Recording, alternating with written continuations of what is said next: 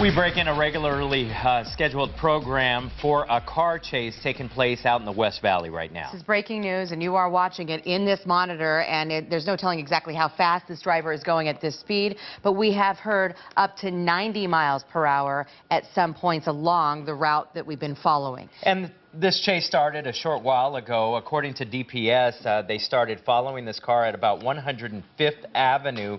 Scanner traffic tells us this car was going upwards of 90 miles per hour, then exited Thomas. Now it's on surface streets and headed west. We want to check in with Bruce Hafner. He's been following this live from the Fort McDowell Casino News Chopper. Good morning. Good morning. Yeah, we're up here. The Phoenix Firebird helicopter's been following this guy as he's gone through a bunch of here. He's going to turn around here in a BMW. Oh, no, that was a car that had stopped. Let me catch up with him. But he's been definitely cruising through the neighborhoods here pretty quickly as the crews are following him. And let me grab him. I just kind of lost him as he went through the neighborhood here. Let me try to grab him again. But they've been following him for quite a while. They've let the helicopter do most of the work. And I'm trying to catch up with him over here in the neighborhood. I got the helicopter. And let me see here, folks. Sorry, we just lost him as we pulled out. I'm trying to get him through the neighborhoods. I got him down here in the cul-de-sac. Here he is.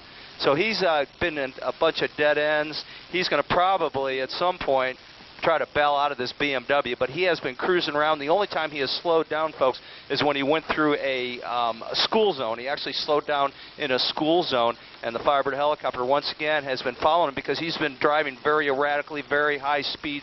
He's been driving at high speeds, so all the crews on the ground have backed off from this guy because they don't want to basically, encourage him to keep running at high speeds. So the helicopter, the Firebird, the Phoenix Police helicopter that you've seen in a couple of our shots, is now basically calling the chase out, you guys. Hey, go ahead, Hobby. Hey, Bruce, how close is the closest police officer? Well, let me pull out. He's in a neighborhood, and they're not in this neighborhood. And I'm going to have to grab my bearings because we've been spinning around quite a bit because he just keeps turning and turning and going through all these different areas. And it's hard to keep your bearings when we're zoomed in on this. But let me turn on the scanner here and figure out what major street that is. And I'll be able to hear exactly where they are. Okay.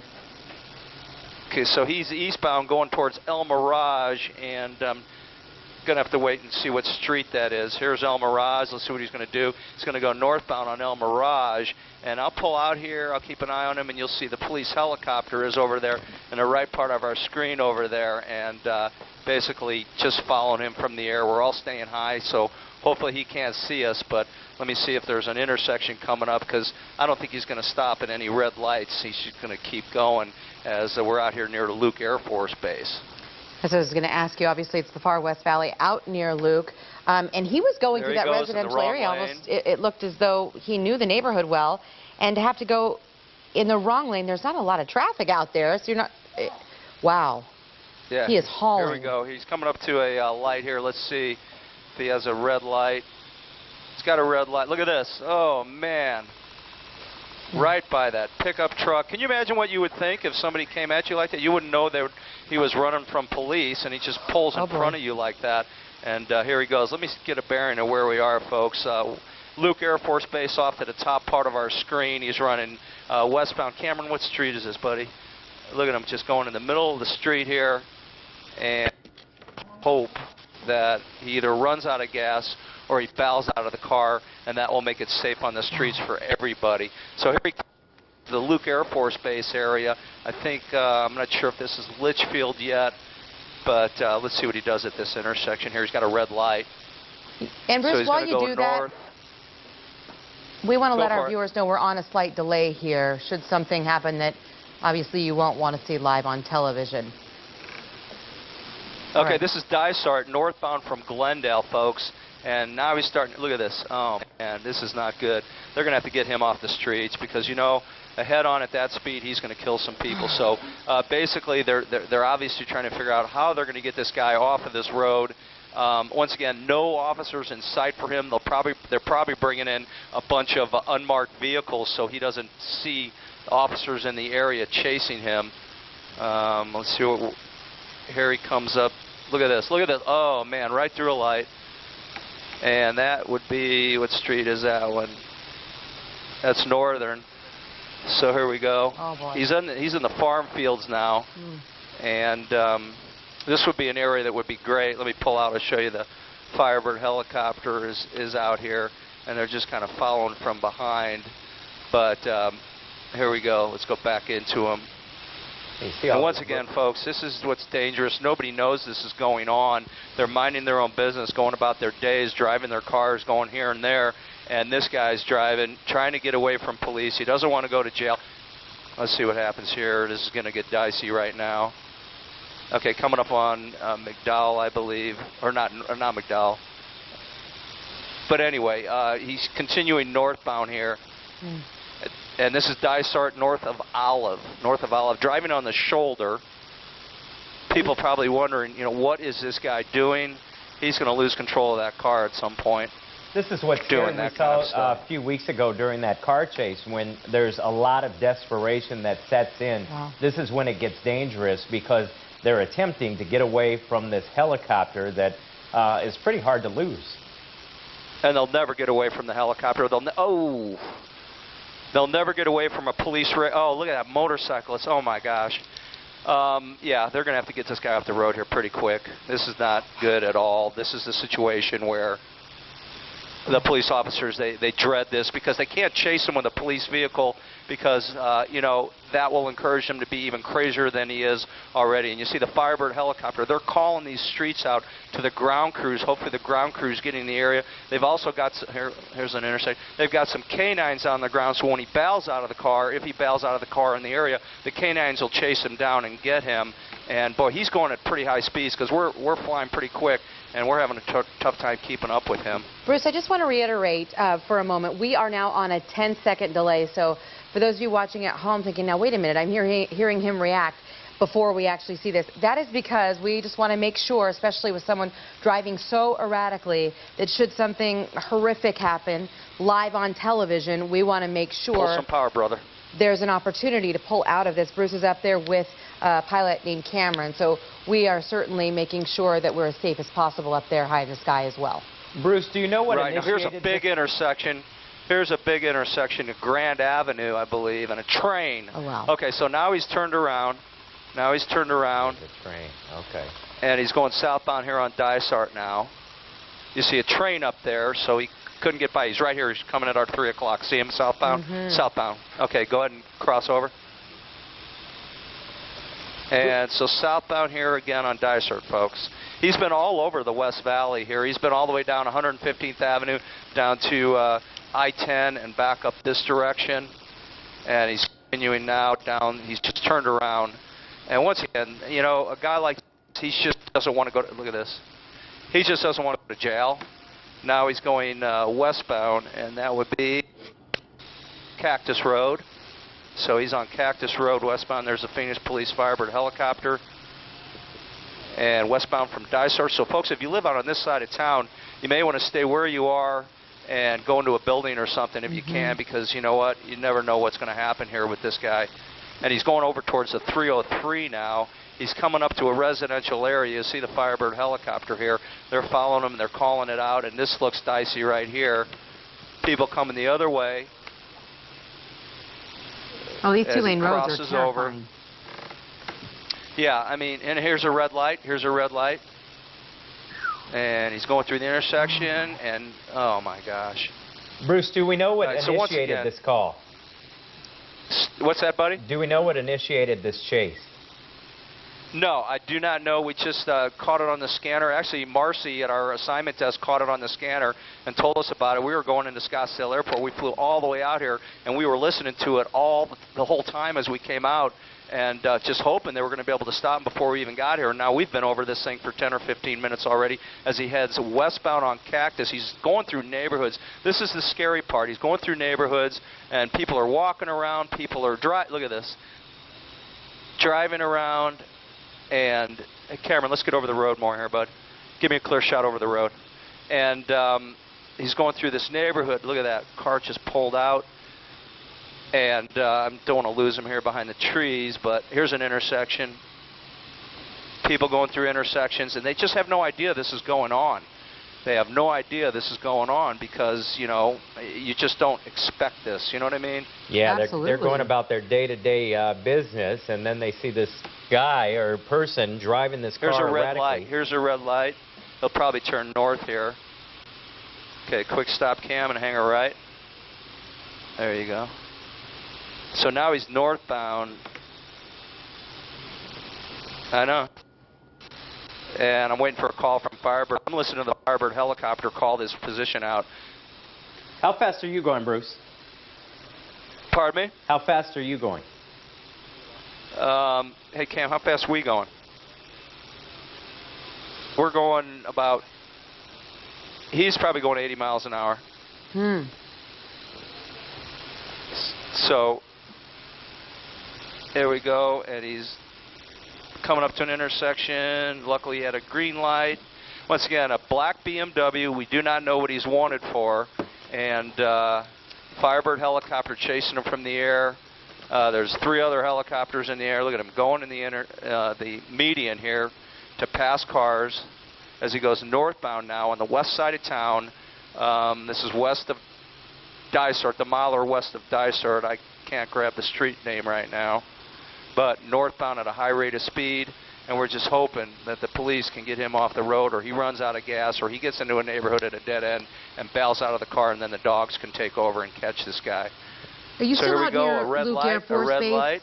Because I know you obviously are winding around here, but for folks who are watching, wanting to know, especially in certain neighborhoods, because this guy has gone, he's taken some strolls through a few neighborhoods. Are you near Luke? Yeah, this is Greenway. Okay. This is Greenway eastbound now.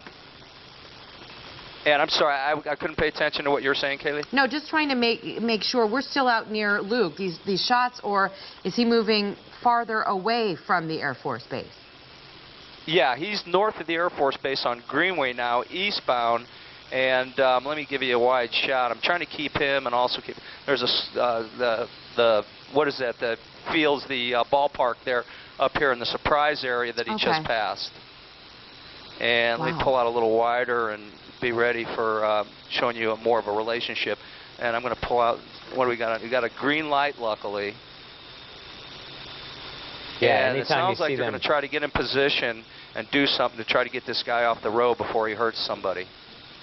That's always the scariest. And once Anytime again, you see them going upon an intersection, I mean, you kind of just brace and hope for the best. Right, right. And once again, this guy driving his BMW has been, here we go, he's going northbound on 143rd Avenue northbound. And what do we got up here? Got a hospital up here, it looks like. Some medical place. And he's going to continue around that. And once again, it's really hard for officers on the ground. Here comes one southbound, black and white. Yeah, it's really hard for officers on the ground to be in position to try to stop this guy because he's going at a high rate of speed. The only time you're going to be able to get him off the road is when there's no one around you. So if he goes on sort of a street like that where there's nobody around, an officer can hopefully could get up next to him and do the pit maneuver. He would spin out, they would block him, they would jump out, and they would take him into custody. Whether it be a violent, felony stop kind of situation or he would give up, we don't know. Now this is southbound. That was Statler Boulevard. Now he's northbound, 140th Avenue, right around there, through another neighborhood. Let me pull out wide here and show you the area. So that's kind of the area that he's in right now. Just going through a residential area again. And these are the scariest ones when he's in residential areas, but also in the commercial areas. There's so many people this guy can hit, run into, or if he crashes, loses control. Here we come to an intersection here. Let's see what he's going to do. It's going to go between some cars. And boom. Look, that guy in the red car is going, what is this idiot doing? Not knowing that that guy is a dangerous criminal running from police right now. And that car is fast. That BMW he's driving is a pretty quick car. And because he's been able to accelerate pretty quickly through stuff. You know, Bruce, hang with us because we're going to bring Gina Maravilla in here. Oh, boy. No, wow. He's now in the 5 shopping guys, center. Yeah, shopping center, Steinmart. If folks, if you live up here, or Michaels, and I can't pull out and see exactly where we are. I want to see what's going to happen in this parking lot. Look at this. Imagine pushing a shopping cart through that parking lot, and this idiot is driving like that. Yeah, and that's where it really gets scary because people are just out there without their cars, and he's flying through the parking lot at high rates of speed. You know, the last one we did, just what, was it a week or 2 ago? Here, look at this. Here's where it gets dangerous. Pedestrians walking through. Look at it, Home Depot. There's a million people that are, you know, look at this. Oh. And those guys are going, what are you doing? Wow. They don't know this is a criminal, and that's the problem. Now, we saw one last week where the officers caught up with a guy in the parking lot. He was running from police for a long time, just like this. It was actually a woman driving, and they tried to do that pit maneuver where they pull up next to the rear, and they tap. Look at that. He just hit that guy, I think. I think he just tapped that car. Anyway, they tapped the car to spin it out of control. They tried that. They were getting ready to try it, and they pulled into a parking lot, and some pedestrians were coming out of a building, a store, and they nearly hit them. They nearly hit the pedestrians. So that's the kind of stuff these officers are up against. Yeah, there they were. He goes. What's he doing there? That was right down the street from the station when those people were outside of the liquor store. Sun City West? Yeah. And they had to jump out of the way, as we saw those folks did when they were leaving Home Depot just seconds ago. Well, we bring in Gina. Yeah, let's bring Gina in on this because, you know, Bruce had mentioned this, Gina. Gosh, it was a little more than a week ago that we were watching a high-speed chase spanning a very, very large area of the valley. On top of that, you know, you're talking about coordinating several different police departments. He's been through Surprise, he's been through Litchfield Park, Avondale, certainly Phoenix Police. That's where this all started. And just as Bruce said, there's so many considerations for the police department. You don't see any marked police cars anyway, and no doubt there are going to be all kinds of unmarked vehicles that have police officers in them, and they have to consider the public around them. I can't tell for sure. I think this might be Bell Road, which concerns me even more because that's such a busy thoroughfare. So many people not only on the roadway but also walking around the shopping plazas in that area. But you know, it's a delicate balance trying to figure out when is the right time to move in on this person versus when is it not safe, when is it not safe for the public. And so they're constantly looking at that, but they're trying to stay back because they certainly don't want to provoke this guy, but he's driving at a high rate of speed anyway, even though there are no police cars anywhere in sight. Yeah, we saw just a short while ago when he was in those cul-de-sacs in that neighborhood, and you can't help but wonder if an officer hadn't been there, if they wouldn't have stopped him then, because as this continues, there's more desperation that sets in and could possibly be fueling his attempt to escape. And you know, I'm sorry, Kaylee. No, I was just going to say, Gina, we'll keep going because we're just noticing a lot of these, especially in the far northwest valley. We see many of these neighborhoods make circles, and that could be really tough for someone who doesn't know some of these neighborhoods to navigate because you're dealing with a lot of dead-end streets. You know, the other thing for officers to consider is, you know, if this really is a BMW, which I think that you guys reported, you know, that car could likely outperform most of the vehicles that the police officers are in. So it's not going to necessarily be easy to get behind this guy and do a pit maneuver because the car can maneuver easy. It's very fast. It accelerates quickly. Here we go, going through an intersection and making a right turn there. And so they have to consider that as well. Well, hang with us, Gina, because we want to bring Bruce back in. Obviously, he's up there high in the sky, up with Cameron, following this driver. And we do know that he did slow down at one point in a school zone, but that's... Where are we, Cameron? Pretty much it. Now he's making another U-turn around I'm sure, an unsuspecting driver who was just trying to make a left-hand turn. Yeah, let's backtrack a little bit because this was picked up via scanner at about 105th Avenue, and at that point the Department of Public Safety was involved in this chase. Somehow it was going upwards of 90 miles per hour. That driver exited Thomas and continued to head west. At one point they were at about 127th Avenue in Thomas. He just hit that guy. That's where we picked it up. Let's listen in to Bruce because Bruce has a bird's eye view of what's going on. Bruce, all right, here's an idiot driving across the sidewalk, and look at this golf cart guy. He has no clue what's going on. He just clipped the car as he's heading through this area here, and I think it's like the Sun City area. As he goes through here, we've seen him clip 2 cars, and you can imagine those people are thinking he's going to stop and exchange insurance information, and he keeps going, and they're like going, what's this guy doing? And then all of a sudden they probably see a bunch of unmarked police cars coming in the air. Now he's in, this looks like the Sun City area. He's going through Sun City, and let me listen to the Firebird helicopter, you guys, for a second here, and see what they're saying. Okay, he's coming up through, so you can see all the golf carts coming up through Sun City. And, you know, and this is where it gets dangerous. It's always dangerous, but this is where it gets increasingly dangerous in a residential area. Hopefully he'll come out here. Look at, he's got an intersection here. And, okay, and this one is, I think, Robert Johnson Boulevard, R.H. Johnson Boulevard, in the Sun City area. Once again, folks, this BMW has been running from police. He's been as far south as the Interstate 10 and Avondale Boulevard, 115th Avenue. He's worked his way all the way up here into Sun City, and he's just refusing to stop, obviously. But there are no police officers behind him. There are none, at least in sight. There could be some unmarked cars following him at a distance, but since he's turning, making U-turns and going through neighborhoods and turning back around, they don't want to spook him, and they don't want him to see, or if it's, I don't even know it's a male driver, but they don't want him or her to see that they're following him, because look at that. People in the neighborhood.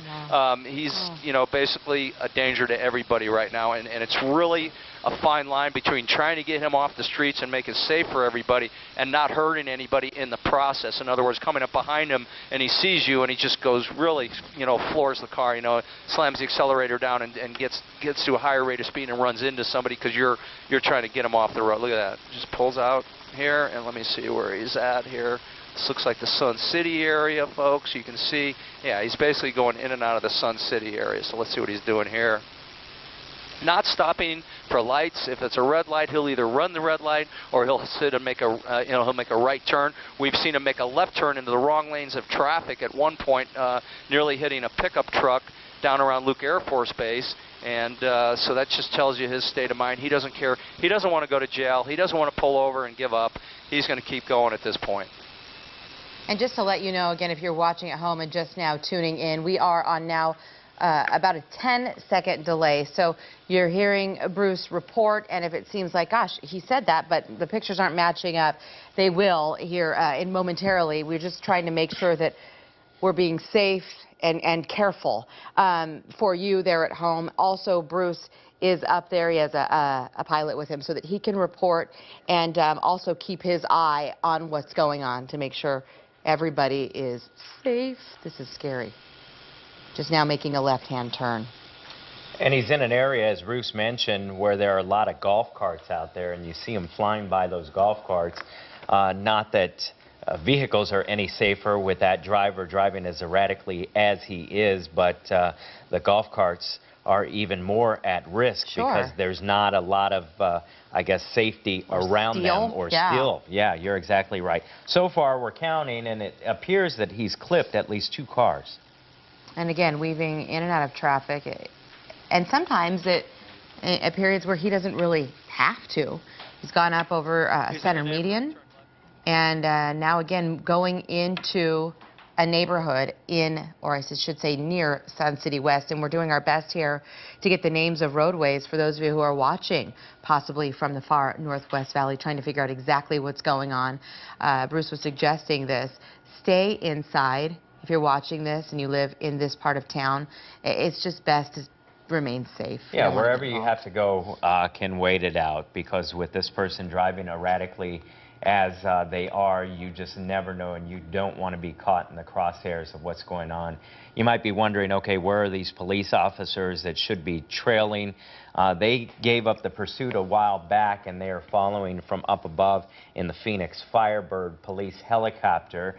And as Bruce has mentioned several other times, and we saw a few weeks ago during that police chase, there are possibly some unmarked police vehicles in the vicinity just waiting for an opportunity to possibly do a pit maneuver to slow or stop this guy. We did see a black and white out by a hospital here about 10 minutes ago or so. Whether or not that police officer was there intentionally, and I'm guessing he or she was. We're not sure, but that officer did continue to drive by. As Bruce mentioned, the Phoenix Firebird is calling out streets and areas, so I'm guessing all police are on alert at this point, knowing and trying to figure out the right position, because this guy's driving so fast that you might think he's one place, and the next thing you know, he's turned up a street or turned down a street, and he's in a completely different area. Yeah. So you also might be wondering, okay, why the heck is this guy running? Why would he be driving so erratically? Why would he be driving so fast? We're still trying to figure out what the initial call on this was, but whatever it is this person is wanted for certainly has the person behind that wheel spooked and trying to get away. And we've talked so often about this before, Javi, in the past. When you've got Phoenix Firebird overhead, it's pretty tough to escape, especially in a desert. Well, Bruce mentioned it just a short while ago, and I said he's trying to escape, and he said when that Phoenix Firebird gets up above, you're not going to escape. And he had mentioned some point if they're able to get him off the roadway and there's some sort of struggle, that's when the canine units come out. And you've got the stop sticks, you've got the pit maneuvers, as we've seen so many times in the past. Our first responders are well trained in this, but of the utmost importance is your safety, those of you watching from this area, and obviously that is being taken into account here. We want to tune back into Bruce and find out if he has any latest information. What are you hearing from the Phoenix Firebird? Well, they just have their hands full with this guy. He's in the Sun City area. There's people riding their golf carts around, driving their cars around, and I don't think they have an answer at this point for this guy, because it's really tough. It's really tough. He took a left over there on one of those side streets. All right, he's pulling in. He's probably going to bail out here as he's slowing down. Cameron, you see him? See him down that?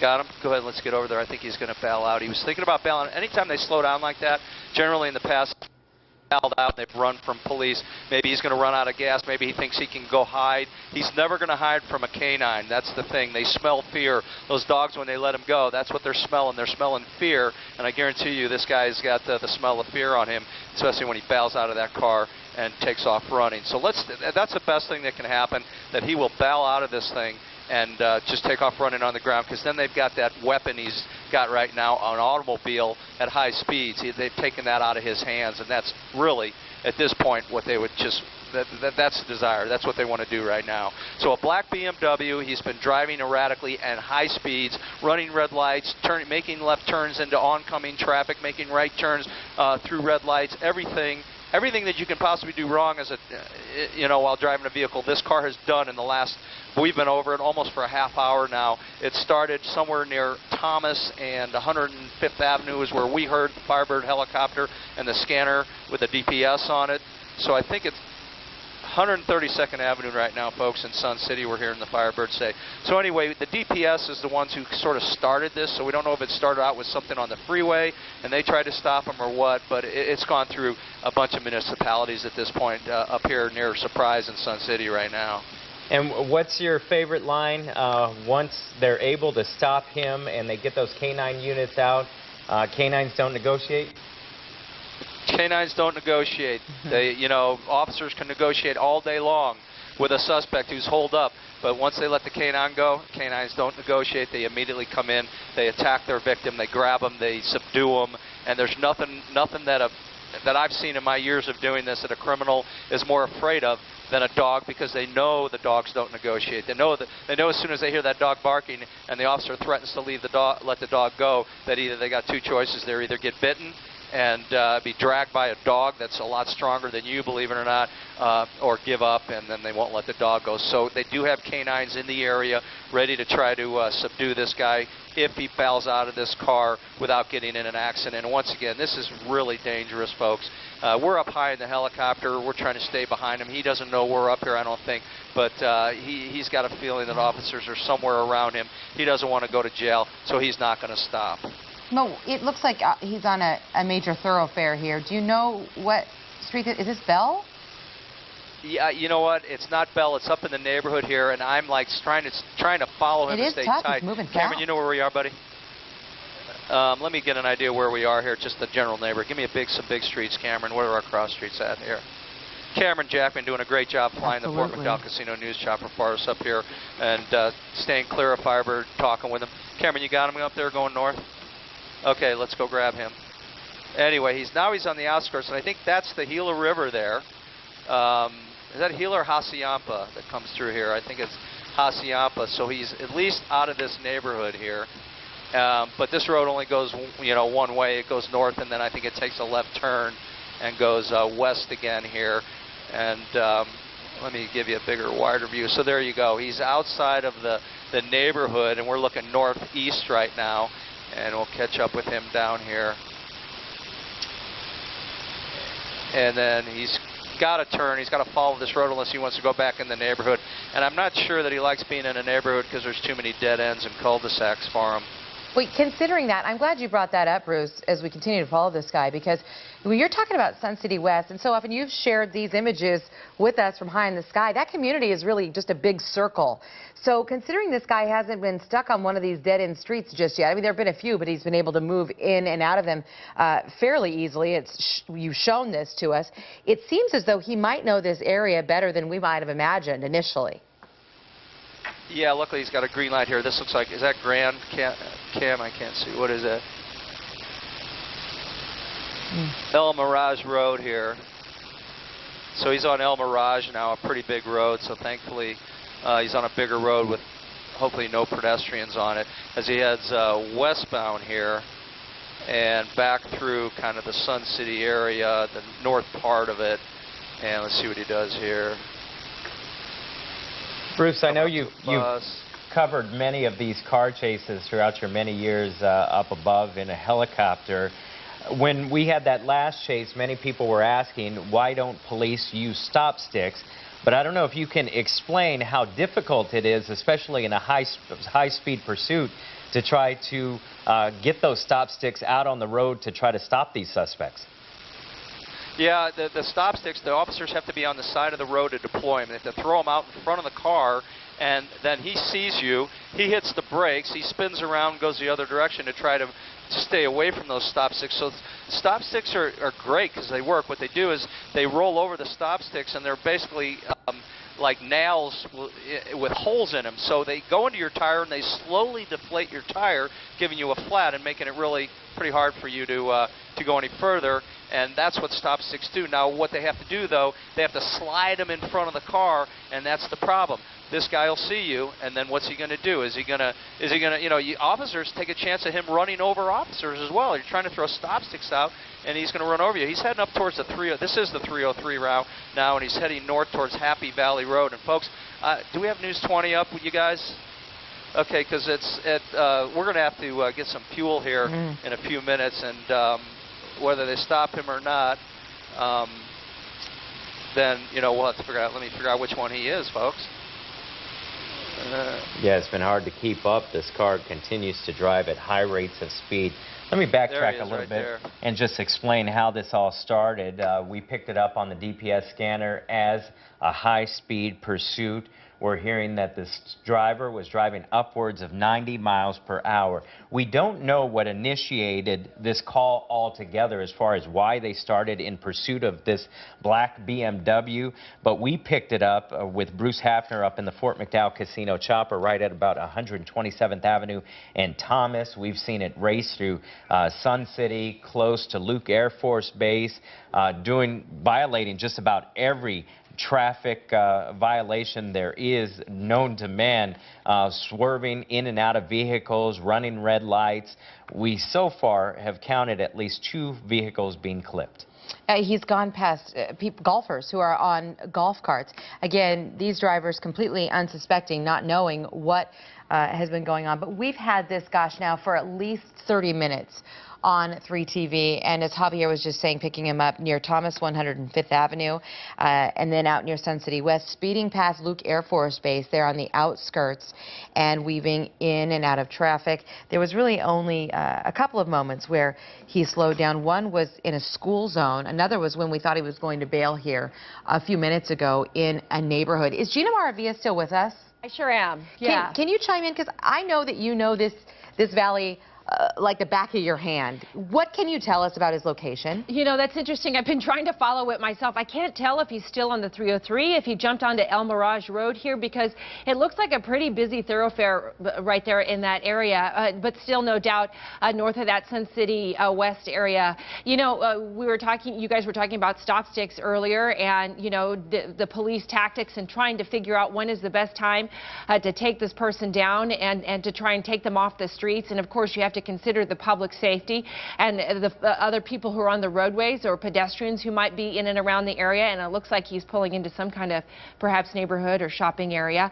And but then also too, one thing that needs to be considered is the performance of this car. This is a BMW, so it's going to be able to accelerate quickly. It's not going to be easily chased down by other cars. And so if they want to perform a pit maneuver from behind, they're going to have him boxed in. So, you know, that's probably why they've stayed way back, and we haven't seen really many opportunities anyway. And it looks like, guys, now he's in an apartment complex. Yeah, and this is where it gets scary because unsuspecting people are walking out in broad daylight, not knowing that there is somebody racing through their parking lot, as we saw just a short while ago when he raced through that retail area. And you saw people running back into Home Depot because he nearly hit them. And Steinmar as well. Now, we are the only station in the Valley with coverage from 2 helicopters. We've got Chopper 3 and also the Fort McDowell Casino News Chopper watching this driver, this black BMW, again, driving erratically at times and now driving through this apartment complex. Interesting choice that he would pull in here,